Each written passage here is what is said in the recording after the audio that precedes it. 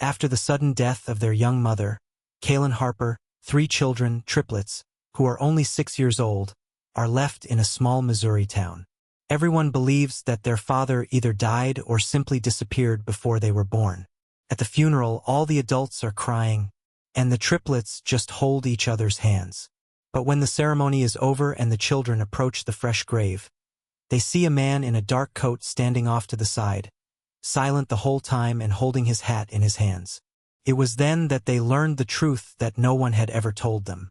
In the sleepy, weathered town of Greenvale, Missouri, a town where each street corner and faded storefront whispered the long-forgotten stories of its residents, a palpable grief settled over the community one cold, overcast morning. The sudden death of Kaylin Harper, a young mother whose radiant smile had once lit up even the dullest days, had left an aching void in the hearts of everyone who had known her. At barely 27 years of age, Kaylin's life had been tragically cut short, and with her passing, the Harper household was left with 3 small souls, her triplets, each only 6 years old. In a town where everyone believed that the children's father had either perished or vanished before their very first cries, the mere absence of his presence added an extra layer of mystery and sorrow to an already unbearable loss. The town gathered in the time-worn cemetery on the outskirts of Greenvale, a modest plot of land bordered by gently weeping willows and dust-laden gravestones that had chronicled generations of lives lived with both pride and regret. On that damp morning, as a cool drizzle blurred the edges of reality, the air was heavy with mourning. Neighbors, relatives, and even distant acquaintances trudged through the sodden grass, their faces etched with sorrow and disbelief, their eyes rimmed with red from unceasing tears. Adult voices, usually buoyed by the steady cadence of everyday life, now rang out as soft sobs and heartbroken laments, each cry a tribute to Kaylin's kindness, her unwavering strength, and her gentle spirit that had been snuffed out too soon. At the front of the cemetery, beneath a modest wooden arch draped with somber white flowers, Kaylin's casket rested. The polished wood of the casket caught fragments of the weak morning light, reflecting a transient beauty that was at odds with the grim finality of death. Eulogies that recounted moments of laughter, sacrifice, and unconditional love were uttered by somber speakers, and every word was met with a chorus of sniffles and quiet weeping. In that moment, as the adults expressed their anguish with trembling voices and tear-streaked cheeks, the weight of loss seemed almost too immense to bear. Yet, amid the collective sorrow of the grieving congregation, an unexpected stillness emanated from a small group gathered near the front. The triplets, 3 tiny, fragile figures whose wide, earnest eyes took in the world in a way that only young children can, stood shoulder to shoulder. Without understanding the full enormity of what had just occurred or the permanent absence of the one who had not been there to watch over them, the children simply held tightly to one another's hands, their small fingers interlaced amidst a silent pact of mutual comfort and security.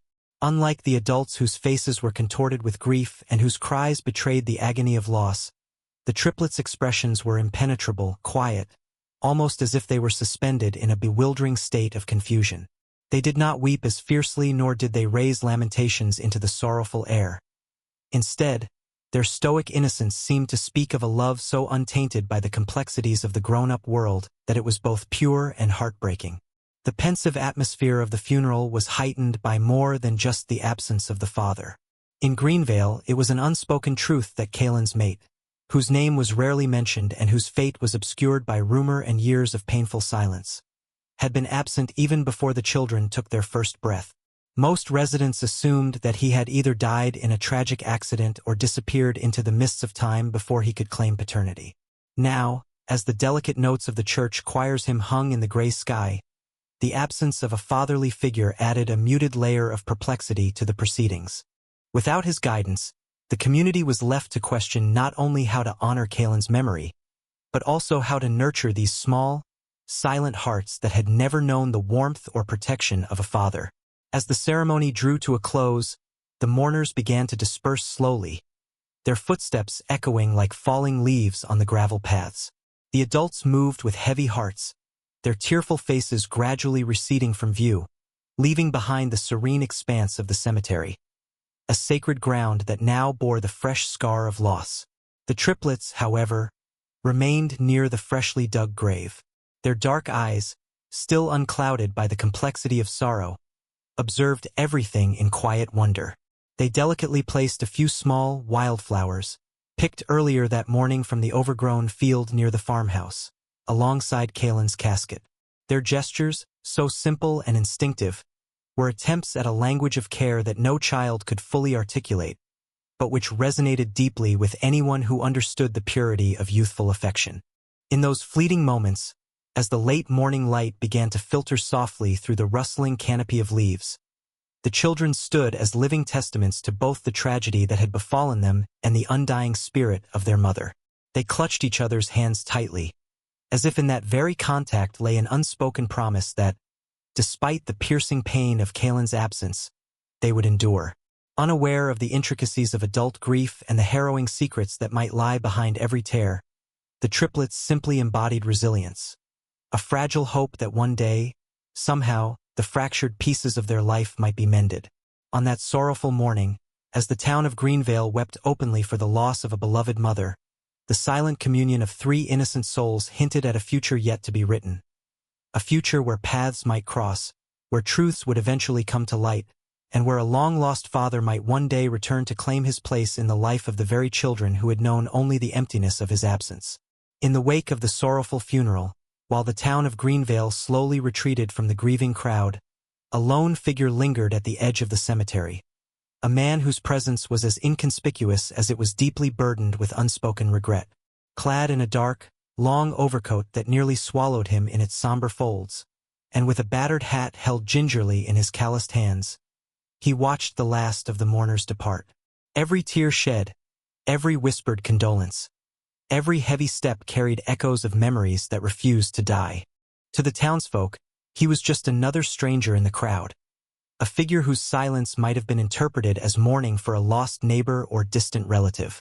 But beneath the stoic mask lay the scars of a past marked by both loss and a long-ago decision to flee from responsibilities. A past that would soon begin to entwine with the fate of three innocent children. For years, he had haunted the periphery of his own memories, trying desperately to wash away the guilt and heartache that had haunted him ever since Kalen Harper, the vibrant young woman whose laughter once lit up every room, had died unexpectedly. Their love had been a torrid flame, burning fiercely in a small-town romance that many envied but few truly understood. Yet, even as their passion kindled and imperiled hope for the future, fear and uncertainty had conspired to unravel what could have been a life of shared dreams and tender devotion. When faced with the prospect of fatherhood and a commitment to a relationship that demanded unwavering responsibility, he had found himself overwhelmed by the weight of promise. So, in a moment of terror and confusion, he had made the unthinkable choice to vanish, leaving behind promises unfulfilled and a gaping void that would span the entirety of his life. Now, as he stood silently in the cool mist of a Missouri morning, his mind was awash in bitter recollections. He recalled how, not long after Kalen had given birth, the expectation of becoming a family had begun to press upon him like a relentless storm. The whispers of small-town speculations, the impatient pressing of relatives for tradition and duty, and his own inner turmoil had all conspired to push him to the edge. Afraid of failure and haunted by his own uncertainties, he fled into the unknown before the triplets had even taken their first breath, leaving behind nothing but a trail of silence and shattered promises. Each time he revisited that moment in his mind, the pang of regret twisted his heart anew. In the quiet hours of restless nights, he would lie awake, staring at the dark ceiling of a rented room far from Greenvale, tormented by the image of Kalen's tear-filled eyes as she pleaded with him to stay. He had convinced himself that his disappearance would somehow spare them both a lifetime of inevitable disappointments, that perhaps his absence could somehow ensure their protection from the chaos he felt he would bring. But with time, the noise of his own conscience had grown deafening, a constant reminder that every choice had its cost. The cost of leaving, as he would soon painfully learn, was measured in the lost laughter of children and the enduring longing of a heart that still ached for redemption. That morning, while the triplets clutched one another's hands near their mother's freshly dug grave, he had observed them from a respectful distance, his eyes troubled as he absorbed the muted scene of their silent communion. There was a strange, poignant tenderness in the way the children exchanged glances, so very different from the sorrow that had overtaken the adults. The contrast stirred something deep within him, the realization that though he had abandoned them from the beginning, there remained an essence of family that was capable of enduring even the severest abandonment. It was then that fate, in its inscrutable wisdom, seemed to thrust him forward into a role he had so long attempted to run from. As the last of the tears dried on the cheeks of those who had gathered in grief, and long after the mourners had dispersed into the sleepy streets of Greenvale, the man in the dark overcoat made his first quiet step toward the Harper children. At first, he had simply lingered in the shadows, his gaze fixed on the small group of triplets who continued to sit in quiet wonder by their mother's grave, uncomprehending of the totality of their loss, yet bound together in an unspoken promise of love and resilience. But then, as the breeze stirred the fresh earth and a stray petal drifted gently onto the solemn mound, fate compelled him to act in a nearly imperceptible way. When the smallest of the triplets, an inquisitive girl with eyes too large for her tender age, accidentally dropped a small toy near the grave, he stepped forward. With a careful, deliberate motion, almost as if not to startle the children, he bent down and retrieved the toy, smoothing it tenderly in his weathered hands before returning it to her with a hesitantly warm smile. That simple, compassionate act resonated like a soft chime in a long quiet heart. In that moment, when the children's innocent eyes met his, a faint glimmer of recognition, of longing, of loss, and of the need to belong shimmered between them. It was the moment when the truth began to stir. For the very first time in years, he realized that he could no longer remain in the shadows, that his history, however painful and marred by regret, demanded a second chance.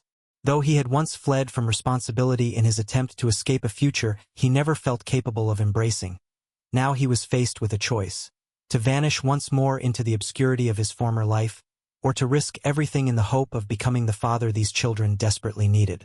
The weight of his past bore down on him with each measured step as he turned from the gravesite to disappear quietly into the day. Inside, a battle of emotions raged.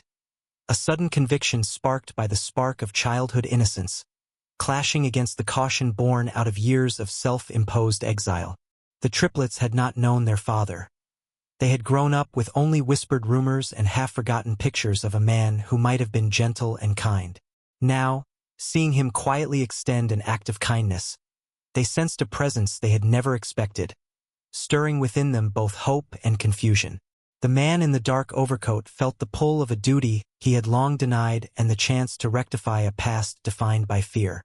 And so, as the soft hum of the ongoing condolences and the gentle rustling of the departing crowd faded beneath the bright stretch of a Missouri afternoon, he retreated for a moment to a small bench tucked away behind a low stone wall. In the solitude of that hidden corner, his heart pounded with memories not only of loss and regret, but also of an enduring love that time had neither diminished nor extinguished.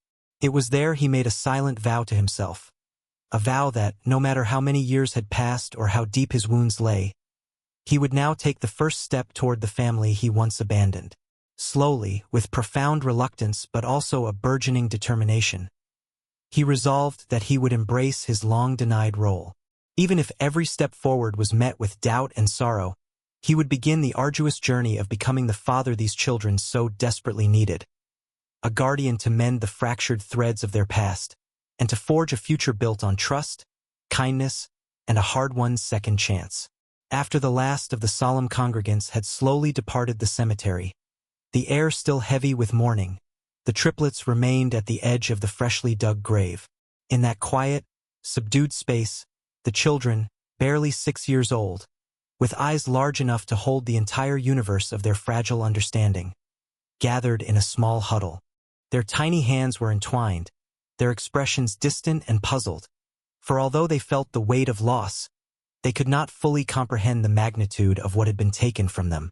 Amid these silent gestures of unity, an unexpected presence, one that had hovered in the void like a forgotten secret since the first moments of the funeral, drew their attention once more.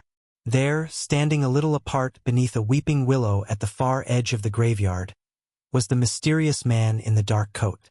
For what felt like an eternity, he had watched alone with downcast eyes and trembling hands, the brim of his battered hat concealing more than just his lined face. His presence was a counterpoint to the grief of the community, a muted, almost spectral figure who did not belong to any of the familiar rituals that had unfolded that day. Now, as the children approached the grave with innocent curiosity, their attention was inevitably drawn to him. At first, the triplets regarded him in the muted twilight as though he were another somber mourner, a quiet figure whose sorrow might somehow be akin to theirs. But then, when the youngest, a small girl with a cascade of dark hair framing eyes wide with gentle inquisitiveness, stepped forward, she broke the silence that had so far settled over the scene. With a trembling voice that betrayed both apprehension and hope, she asked, "Who are you, Uncle?" Time itself seemed to pause. The whispered question, unexpectedly casual yet laden with a curious innocence, hung in the chilly air. In that suspended moment, the man's entire world constricted. His throat felt tight as memories stirred, a maelstrom of regret, guilt, and a longing to make amends for a past defined by shattered promises. What had once been merely a ghost in the background was suddenly forced into the full, harsh light of truth. In a voice barely above a whisper and quivering with the burden of years lost, he answered, I'm your father." Each word emerged slowly, as though he were retrieving it from the depths of a long-silenced memory. For a heartbeat, there was only silence, an echoing pause as the words settled among the children like fragile glass shards on a soft carpet of grass. The response ignited an immediate, powerful reaction. The triplets' eyes widened in astonishment. Their small hearts, already heavy from mourning, now pulsed with a mix of wonder and confusion. One of them, a boy with a freckled face and hesitant gait, took a cautious step forward while his siblings clung close to one another. The gravity of his words seemed to ripple outward, shattering the carefully constructed veneer of their childhood ignorance. Nearby, several adult relatives who had lingered at the final moments of Kalen's farewell turned with expressions that betrayed shock and disbelief. Whispers swept through those remaining, a low murmur of accusations and incredulity. They recalled that for generations, it had been assumed that the father had either perished or vanished before the children's birth. Now, confronted with this quiet confession, doubts spiked like sudden, painful lambs of memory. Eyes darted between the man in the dark coat and the small, uncomprehending faces of the children, searching for confirmation of a reality that seemed too surreal to accept. For the man himself, every nerve in his body sang out with conflicted emotion. Standing alone in that solemn gathering, he felt as if he were striding on the edge of a vast chasm between past misdeeds and the redemptive promise of a second chance. Visions of a young Kalen, her laughter as radiant as the summer shoots in the fields, her eyes full of dreams, and the excited chatter of the triplets from years gone by surged in his mind. And with them, the painful memory of a decision made in fear, a moment when he had fled from responsibility, unable to bear the thought of being bound by the terror of parenthood. The confession hung in the air, raw and unadorned. "Your father?" he repeated, his voice faltering under the weight of his own admission. "I made a terrible mistake, and I left without knowing how to be the parent you deserved. I was frightened of failure, of commitment, of everything my responsibilities demanded. I was lost, and I thought I could escape the pain of being what I was not ready to be." Tears glittered at the corners of his eyes as his voice cracked with remorse, a palpable, desperate honesty that, for a moment, softened the harsh reality of his presence. The children, though still too young to fully grasp the nuances of adult regret, sensed the sincerity in his tone. Their eyes shimmered with both apprehension and, quietly, a yearning for the love they had been denied. Yet, even in that vulnerable space, uncertainty lingered. Though some of the triplets tentatively reached out as if to bridge the gap between stranger and kin, the silent language of childhood left them unsure of what to do with this revelation. Among the adults present, shock mingled with a flood of emotions. Some voices rose in disbelieving protest, questions shouted in hushed indignation. "How could you come back now, after all these years?" Others simply stared in silence, their faces contorted in a mixture of pity, anger, and sorrow. Rumors, long suppressed by fear of challenging accepted truths, began to unfurl like dark tendrils. The idea that the man who had once chosen to flee might suddenly reappear, unannounced and unprepared, upended the comforting narratives that had long defined the collective memory of the Harper tragedy. In that moment of profound revelation, the triplets, locked in their silent bond, led the way to a pivot in fate. The hesitant, quivering fingers that clutched each other tightened with a fragile hope. Though their small voices could barely articulate complex concepts of abandonment or forgiveness, their eyes spoke a silent plea, a longing to reclaim the father they had never truly known. For the man in the dark coat, the confession carried an unbearable honesty, but it was the truth that he had carried in secret for all these years. And though the air crackled with tension and the murmurs of shocked relatives, he knew that this was both an end and a beginning, the painful collision of a broken past with the possibility of a redemptive future. In the days that followed that shattering confession at the cemetery, the once frozen silence between the man in the dark coat and the Harper triplets began to break just a little. The children, still reeling from the revelation that the soft-spoken stranger was their long-lost father, walked home in a daze, chattering in hushed, confused tones among themselves. At home, in the quiet spaces of an old house on the edge of town, echoes of that painful morning lingered as if imprinted on every wall. The adults in Greenvale exchanged worried glances, but in the intimate corners of that modest dwelling, a tender new chapter was about to be written, one defined by hesitant steps and gentle, sincere gestures designed to rebuild trust. Late in the afternoon, when the sun leaned low and its light turned the peeling walls of the house to a warm amber, the man made his first quiet attempt to open a channel of conversation with his newfound children. He cleared a small table in the living room and set aside some plain paper, colored pencils, and markers that he had tucked away from his few belongings.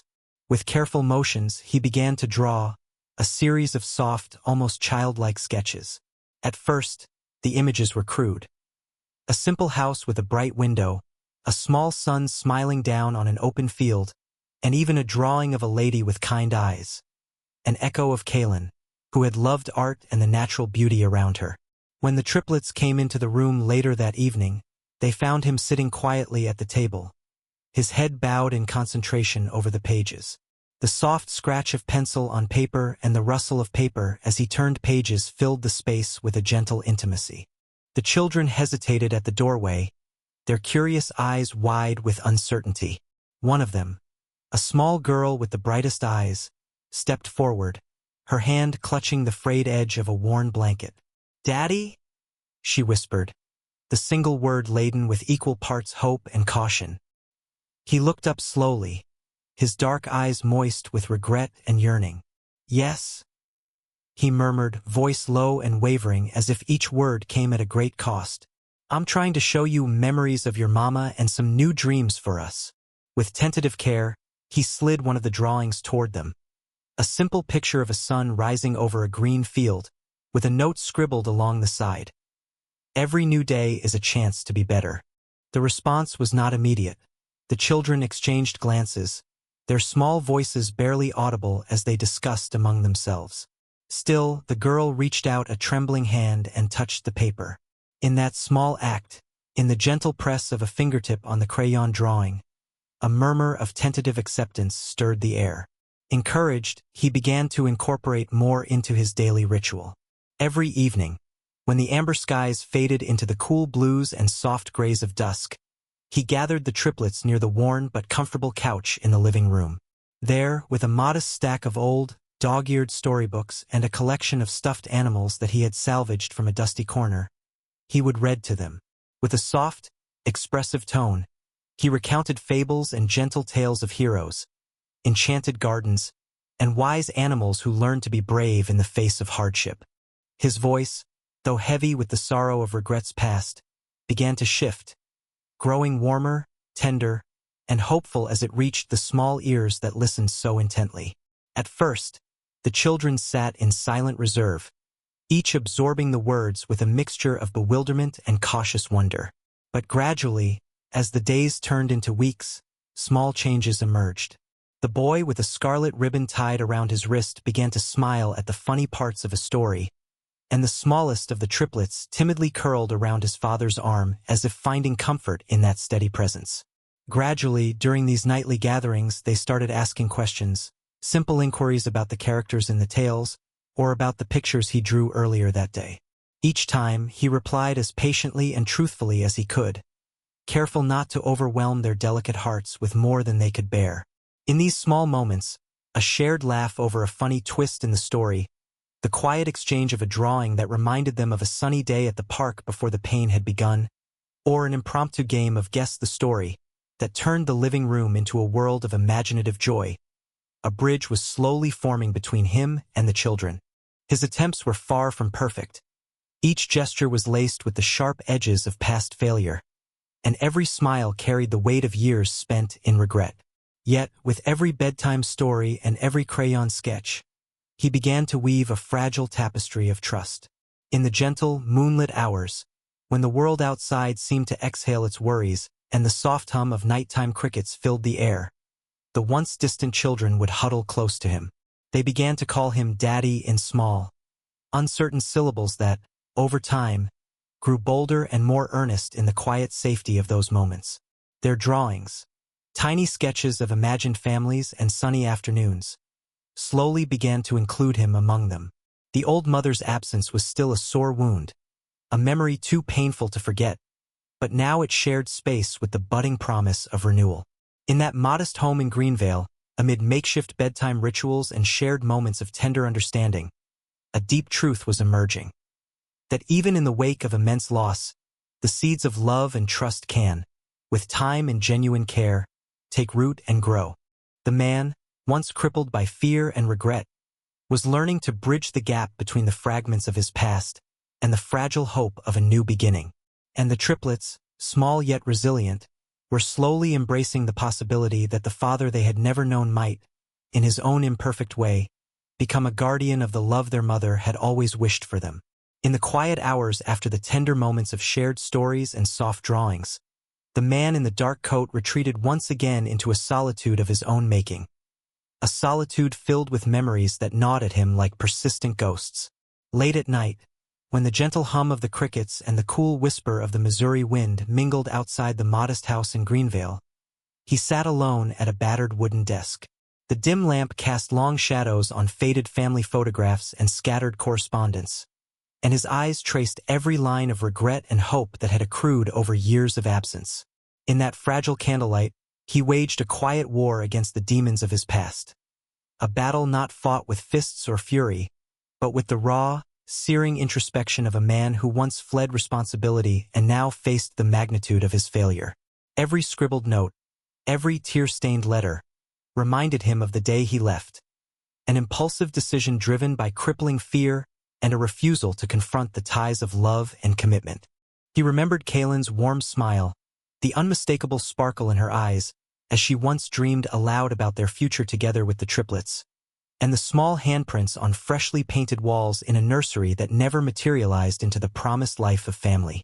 At that moment, the echo of their laughter and the fading light of her parting words converged with his own self-reproach. "Do I even deserve them?" he wondered, his voice a hoarse whisper in the pitch-black room. In those hours of solitude, the man, now confronted by the hope that clung to the fragile bond formed with his children, found himself questioning the very essence of his identity as a father. His heart churned with the certainty that the absence of his presence had inflicted an unspoken wound on the triplets. He agonized over the possibility that his abandonment had left irreversible scars on their tender souls, that he might never repair the trust that should have been woven into every bedtime story and every gentle hug. Doubts and fears swirled like dark clouds, obscuring any clarity of purpose. "Can I be the father they need?" he asked himself repeatedly as he stared into the void of his own remorse. Each question reverberated in the silent room, echoing off the walls of his crumbling resolve. At times, the weight of his own inadequacy was so crushing that he contemplated retreat, back into the anonymity of the past, where he could hide behind regret and let the darkness claim him once more. Yet, in the flicker of moonlight through the window, he saw the silhouettes of the triplets playing in the soft glow of a home that was gradually learning to trust again. Their tentative smiles and the way they clutched at each other during story time became the only lifeline pulling him from the depths of his self-condemnation. It was as if every innocent gesture from those little ones, every whispered "Daddy," in the stillness of night, urged him to challenge the voice inside that told him he was unworthy. He began to force himself to remember that the journey back to redemption was not instantaneous. It was a slow, arduous climb out of a ravine of guilt and despair. Every morning, before the break of dawn painted the Iowa sky with muted pinks and gentle oranges, he would rise and stand by the old farmhouse's window, watching the triplets squabble gently over a shared toy or whisper secrets only they could understand. In those moments, as the soft murmur of life began anew with the sunrise, a spark of determination flickered within him. He resolved to confront his internal demons head-on, to seek forgiveness not only from the children he had so desperately failed to protect but also from himself. The man started by seeking out fragments of his own shattered past. Late one evening, beneath a star-laden sky, he visited an abandoned church on the outskirts of town, a place that had once been the cradle of hope and community fellowship during happier times. There, amid the silent pews and weathered hymnals, he found solace in the remnants of prayer and the quiet assurance that even the most profound losses could be met with a sincere, heartfelt plea for redemption. In that hallowed silence, he knelt and allowed his tears to mix freely with his whispered apologies to Kaylin, for the dream he had once promised her and for the family he had fled. The act of confession, raw and unadorned, was his first step toward reclaiming the identity of a father. It was not merely a public apology to the faceless night, but a commitment to transform his future for the sake of the children who still held the key to his potential salvation. Yet, even as these moments of introspection kindled a hope he had long thought lost, the shadows of his past were not easily dispelled. At times, a surge of self-doubt and fear would crash over him with agonizing intensity. Memories of hurried footsteps away from a crying child, of promises made and broken that echoed endlessly in his mind. In these moments, his thoughts would spiral into the abyss of his own regret, and he wrestled with the question of whether he was truly capable of becoming the father his children needed. He recalled vividly the final moments at Kaylin's grave, the silent communion between those three little souls and him, a communication bursting with unspoken longing and tentative hope. It was that day, now etched in both pain and promise, that he made a desperate vow. He would not vanish again. Slowly, with each brave attempt to mend the invisible wounds of abandonment, he reintroduced himself into the fragile fabric of that family life. He began to attend school events, take part in the children's games, and, most importantly, listen without judgment when they expressed their fears and hopes, however fragmented or childish. Every smile he coaxed, every shared moment of gentle humor during a bedtime story or whispered secret during a quiet moment, started to stitch the torn seams of their relationship. And in each of those moments, he discovered, amidst his internal battle, that a man's true worth is defined not by the mistakes of his past, but by the courage to make amends in the present. In the dim light of early mornings and the soft embrace of twilight, he fought his internal demons with a courage born of love, a love that commanded him to be present, to stand unwavering at the door of his children's tentative hope. Even as the shadows of regret loomed large, he gradually began to believe that perhaps he could learn to be the father they needed. It would be a slow transformation, fraught with setbacks and moments of paralyzing fear, but every small gesture of tenderness, every genuine effort to hold them close, reaffirmed his resolve. In the weeks that followed the quiet, painful victories of small gestures and gentle bedtime stories, a new rhythm began to settle over the Harper household, one that held the tentative promise of healing. Mornings arrived with a different air than before, as soft light filtered through thin curtains onto a worn rug in the living room.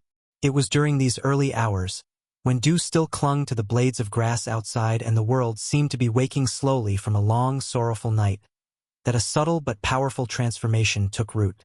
One crisp morning, as the father shuffled into the small kitchen to prepare a simple breakfast, the sound of tiny feet scampered down the hallway. He paused at the doorway, his heart fluttering with cautious hope, not daring to expect too much. There, in the soft glow of dawn, the triplets appeared, sleepy yet alert, their eyes still reflecting the innocence of a childhood unburdened by full comprehension of the past. As they gathered around him, the smallest of the three, a delicate girl with eyes like shining amber, stepped forward. Her gaze was fixed on his face, and with a tentative smile and a slight quiver in her voice, she whispered, "Daddy." In that single tentative word, the entire room seemed to pause. The word, imbued with so much longing and careful forgiveness, crashed into him like a tidal wave, both unexpected and necessary. It was as if the fragile trust built through weeks of shared drawings, quiet bedtimes, and softly spoken stories had finally blossomed into a real connection. The father's throat tightened as tears threatened to escape. This was the moment he had both dreaded and desperately hoped for, a chance to be called Daddy by the very children he had once abandoned. From that day forward, the word spread slowly among the triplets. It was not instantaneous, nor was it uniform at first. Their responses were tentative, sometimes a soft murmur when he entered the room, sometimes a whispered greeting over a shared hug before dinner. At first, one child would speak up while the others exchanged uncertain glances. But with each passing day, the calls of Daddy became more frequent, more confident. Breakfasts were punctuated by shy smiles, and the soft cadence of Daddy echoed in the quiet corners of the house as the children went about their daily routines. In the afternoons, as the tired warmth of the day yielded to the cool calm of early evening, the triplets would excitedly run to greet him at the door, their voices rising in unison. A collective chorus of fragile affection that filled the space with an unmistakable sense of belonging. In the ensuing days, the father began to notice more signs of the small miracles unfolding around him. On one occasion, while tidying up a modest table in the living room, he discovered a series of crayon drawings pinned to a corkboard, a collection of family portraits drawn in clumsy, childlike hand. In each picture, amidst the simple sketches of a smiling son and a comforting house, the triplets had taken great care to write a single word beneath their pictures. Daddy stared back at him from every drawing. The sight of those words, scrawled in imperfect letters, yet filled with an earnest sincerity, stirred something deep within him. It was as if each stroke of crayon was a vow, a promise that the children were beginning to allow him back into their hearts. Even during play, the transformation was evident. Instead of the earlier days when the children flinched or shrank back at the sight of him, they began to incorporate his presence into their imaginary worlds. They built tiny castles in the living room out of cardboard boxes, and he was invited to join their games as a benevolent king or a heroic knight. Their laughter, once tinged with the pain of abandonment, now carried a note of cautious joy. Slowly, what had begun as a series of awkward interactions burgeoned into moments of shared humor and playful banter. At bedtime, as the father read stories aloud by the faint light of a bedside lamp, the triplets nestled closer, some even curling up on his lap. In those quiet hours, the soft exclamations of "Daddy, tell me a story," were met with gentle smiles and a voice that trembled ever so slightly with the weight of newfound responsibility. Still, the journey was neither linear nor entirely free from setbacks. There were days when the old shadows of doubt would resurface, the echo of past failures that whispered he did not deserve this second chance, that his presence might hurt them further. On those days, quiet moments of frustration or hesitation would cloud his good intentions. Perhaps a harsh word or a fleeting cry of anger would surface from one of the children, a reminder that the wounds of abandonment did not heal overnight. Yet, each time, the tender persistence of the triplets prevailed. With every apology gently murmured in the stillness, every hug accepted despite the residue of pain, a little more of the old mistrust was replaced by the soft, enduring glow of hope. At school, teachers began to notice the remarkable change in the little ones. They brought in their art projects, vivid, naive renderings of family scenes where, unmistakably, a man labeled Daddy stood proudly beside them. Even the local pastor, who had often recited sermons on the sanctity of family, remarked on the subtle transformation in the children's demeanor. The triplets, once withdrawn in moments of public grief, now exhibited a quiet resilience that lit up even the most mundane events. Their newfound bond with their father was a secret joy shared among the few who truly saw it, a testament that the power of unconditional love could mend even the most broken ties. In quiet moments at home, when the house grew still in the aftermath of the day's clamor, the father would sit alone and reflect on the enormity of what was slowly unfolding before him. The children's repeated use of daddy was not just a word. It was a healing balm for a past riddled with regret and fear. Each gentle utterance reminded him that while he had once fled from the destiny of fatherhood, he could now choose to stand firm in the face of his mistakes, to embrace a role that promised redemption and the chance to nurture something pure and irreplaceable. It was in these moments of introspection that he vowed to himself, again and again, that he would fight for every scrap of trust and every tender smile. He promised that he would be there for the triplets, through every bedtime story, every shared drawing, every morning greeting filled with hope. As summer deepened and the days grew longer, the letter Daddy became a word that bridged the gap between the man he was and the father he longed to be. With each passing day, though the injuries of past neglect still ached beneath the surface, the renewed bonds of care and mutual comfort shone brighter. The triplets' laughter began to fill the halls of their modest home with the promise of new beginnings, and in their innocent voices, he heard the echo of a future where love triumphed over the scars of loss. A future where his presence, once so absent and feared, became the source of healing, safety, and the unspoken certainty that they were finally family. The day had come again, the anniversary of Kaylin Harper's passing. In Greenvale, Missouri, where sorrow and memory often intertwined beneath the gentle sway of ancient willows, the town braced itself for another day of remembrance. But this time something was different. As dusk melted into a soft, overcast morning, the Harper household gathered not in solitary grief, but as an emerging family united by the fragile promise of second chances. The air was crisp with early autumn chill, and the sky wore muted shades of gray and soft blue. In the quiet hours before the town fully awoke, the man once lost in regret rose early and quietly prepared himself for the journey to the cemetery. His heart, still heavy with the legacy of his refusal to be the father Kaylin needed, now pulsed with a hopeful determination born of countless shared bedtime stories, tender drawings, and the cautious use of the word daddy that had grown in his children's vocabulary over recent weeks. Down the small, familiar street, the triplets, three small souls who had known only a delicate blend of confusion and innocence, prepared for the visit. They dressed solemnly, yet there was a sparkle in their eyes that belied a resilient spirit. Instead of the detached silence that had once shrouded their earlier days of loss, their whispers were now gentle but secure. Each child clutched the hand of a sibling, their small fingers interwoven as a silent agreement to face the day together. At the edge of the town's weathered cemetery, beneath the drooping boughs of a venerable willow whose leaves murmured in the soft wind, the family paused. The grave of Kaylin Harper lay in neat repose, a simple marker surrounded by fresh wildflowers that the townspeople had once placed as tokens of their shared sorrow. Today, however, it was different. The father and his children approached the grave not merely as mourners, but as participants in the collective act of healing. The man walked slowly beside his children, his dark eyes, once clouded with regret and fear of failure, now shone with a cautious hope. He wore a simple coat and a look of quiet resolution. Clasping the hand of the little girl who had first called him Daddy with such hesitant tenderness, he knelt by the grave.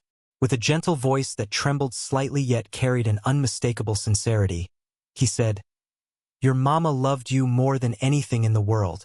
I can't bring her back, but I promise to be here for you every single day." His confession, laced with remorse for years of absence, mingled with the soft rustle of the wind and the distant hum of life in Greenvale. The children hovered close, their eyes fixed on the simple wooden headstone. One of the boys, his freckled face scrunched in quiet determination, placed a small paper flower, a carefully folded sketch of the son and the house he had drawn just last week, onto the grave. Another of the triplets, a quiet girl whose sincerity had deepened over time, added her own offering, a bright, hand-picked daisy. Together, they arranged the modest bouquet with their tiny hands, as if building a bridge between what was lost and what was to come. As the ceremony unfolded, a hush descended over the cemetery. Neighbors who had once gathered to weep now looked on with reflective eyes, silently witnessing the birth of a healing ritual that transcended mere mourning. The father spoke softly to each of his children, recalling tender memories of Kaylin. The way her laugh echoed on sunny afternoons, the gentle reassurance in her touch, the dreams she had spun for their future. His voice, barely above the murmur of the wind, wove a quiet tapestry of remembrance and hope. "Your mama is always with you," he murmured. "In every kind word, every happy moment, and every time you call me Daddy, her love lives on." The children listened intently, their young minds beginning to stitch together understanding from the threads of love and loss.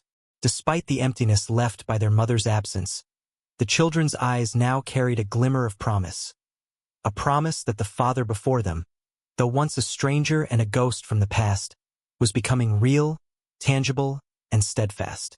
The earth beneath their feet, now softened by a recent rain, seemed to cradle their sorrow and nurture the seeds of renewal.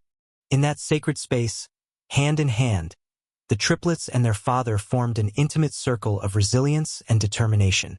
After a long, silent moment of reflection, a moment when even the distant cry of a mourning dove could be heard, the family slowly rose together. With gentle smiles that carried both sadness and an emerging optimism, they stepped away from the grave side by side. There was no dramatic declaration or booming proclamation, only the quiet understanding that they were now, irrevocably, a family. The father, still trembling with the weight of his past but invigorated by the innocence of his children's trust, realized that this day was not just another anniversary of loss. It was a turning point, a day that signified a new beginning. Over the following days, as the town of Greenvale worked to reconcile its collective grief with acceptance, the Harper household began to heal in small, deliberate ways. The father attended community events with his triplets, their presence a living reminder of both endurance and the transformative power of second chances. Neighbors, initially skeptical of his sudden reappearance, slowly began to regard him with tempered respect and cautious sympathy as they witnessed the genuine love and effort he poured into mending the bonds with the children. Subtle gestures, a shared laugh over a simple meal, the glow of contentment during an impromptu game of catch on the farm, bore witness to a metamorphosis that neither time nor loss could erase. In the gentle light of that autumn, amidst whispered goodbyes and heartfelt farewells at Kaylin's grave, a fragile hope took root, that love, no matter how fractured it may be by the trials of the past, could always find its way back home. The father, who had once fled from the overwhelming fear of responsibility, chose at length to stay. He chose to be the father these children needed, to offer them the safety and tenderness they had been denied for so long. And as they walked away from the cemetery that day, their hands still joined and hearts still raw, they stepped into a future where each soft "Daddy" spoke not only of a transformation but of a deliberate, courageous choice. He lost her once, but he got the chance to save the most precious thing she left behind, his children. Subscribe if you believe that a second chance is not mere coincidence, but a choice made with every brave step toward redemption.